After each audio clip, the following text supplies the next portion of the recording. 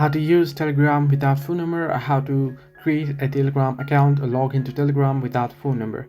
Hello everybody, welcome back to my channel. This is me Pippin, and today I'll guide in how you can log into Telegram without phone number. First things first, to get things straight, what you'll have to know is unfortunately there is no any other way to get in or log in Telegram without a phone number. You'll have to log in using your phone number, because phone number is the only way that Telegram verifies you or your account as a particular user. Now, however, if you don't have a number, or if you don't have a physical SIM card or your number card, or you don't want to use your personal number, what you can do is you can use your virtual number.